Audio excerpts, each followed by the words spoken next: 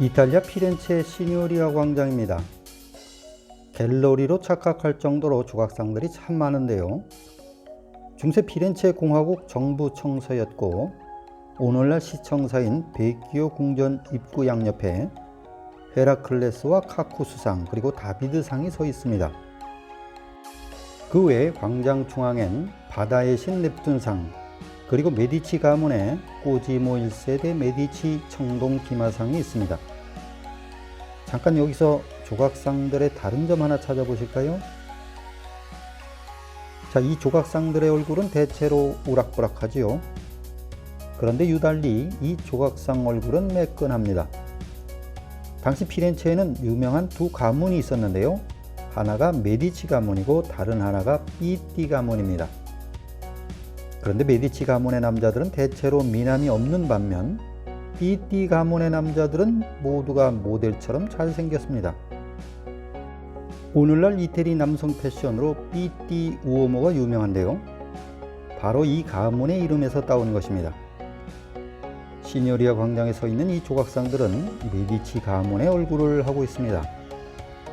그럴 수밖에 없었던 것은 메디치 가문이 당시 정치의 실세였고 또한 그들이 의뢰하고 돈을 지불했기 때문이죠. 그런데 미켈란젤로는 메디치 가문이 아닌 삐띠 가문의 얼굴에 다비드상을 정부 청사 정면에 세워놓습니다. 미켈란젤로 역시 르네상스의 절정을 이룬 메디치 가문의 피렌체 최고 통치권자 로렌조 데 메디치의 후원을 받고 있었습니다. 그런데 어떻게 그가 이런 일을 할 수 있었을까요?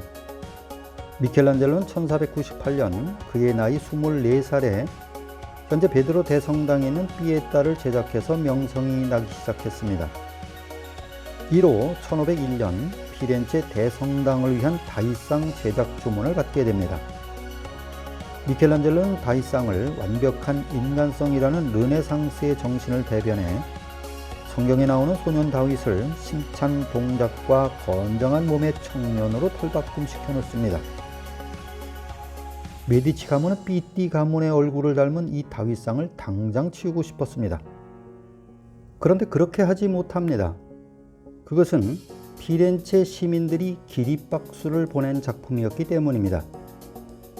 사실 르네상스 당시 피렌체에는 수많은 예술가들이 몰려들었지만 그렇다고 모두 성공한 것은 아닙니다. 오히려 예리한 피렌체 사람들의 지적과 끊임없는 요구로 떠나는 사람들도 부지기수였습니다. 라파엘로의 스승 페루지노조차 항상 변화를 요구하는 피렌체 시민의 기호를 못 맞추고 결국 고향 페루지아로 돌아가야만 했지요. 역사가들은 의외로 피렌체가 빨리 문화적 종식을 맞은 것은 시민의 비평이 너무나 예리했기 때문이라고 지적하기도 합니다. 어떻든 메디치 가문은 어쩔 수 없이 이런 피렌체 시민들의 눈치를 보며 다비드상을 그대로 존속시킬 수밖에 없었습니다. 자, 이렇게 목을 자르고 이렇게 목을 치는 피렌체인들의 신랄한 비평 앞에 저명한 예술가들조차 두려워했고 피렌체인들의 놀랄만한 안목에 지레 겁을 먹고 도망친 예술가도 많았습니다.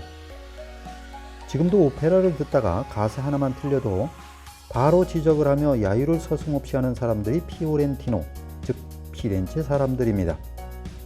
이런 피렌체 사람들의 기립박수를 받은 작품을 피렌체 통치권자 메디치 가문조차 정부 청사 앞에서 옮길 수조차 없었던 것입니다. 그런데 이보다 더 중요한 사실은 당시 골리앗에게 물맷돌을 던졌던 다윗은 성경에선 소년이라고 나옵니다. 그런데 본 작품에서 다윗은 소년이 아니라 장성한 청년입니다. 이것은 당시 성경을 최고의 권위로 삼았던 바티칸 권력에 위배되는 작품이었습니다. 그럼에도 불구하고 이 작품은 살아남게 됩니다.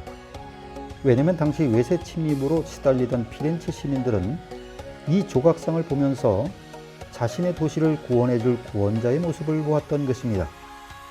당시 최고 권력의 수장 교황마저 미켈란젤로 앞에 쩔쩔매던 예술의 권세는 실로 대단한 것이었습니다. 그런데 더 놀라운 것은 이 권세가 현재까지 이어져 오고 있다는 것입니다. 본 작품은 피렌체 아카데미 미술관에 전시되어 있는데요. 오늘도 전 세계에서 찾아온 관람객들로 줄지어 있습니다. 거대한 5m의 대리석상을 바라보고 있다 보면 거인의 근육과 핏줄이 꿈틀거리고 내게 뭐라고 말을 걸듯 하기만 합니다. 분명 돌덩어리인데 살아있다는 느낌을 받습니다. 피렌체 최고 권력자 앞에서도 거침없이 자신의 생각을 작품 속에 표현했고 교황 앞에 붓을 던졌던 미켈란젤로. 그는 89세의 나이로 죽기 10년 전 다음과 같은 글을 남깁니다.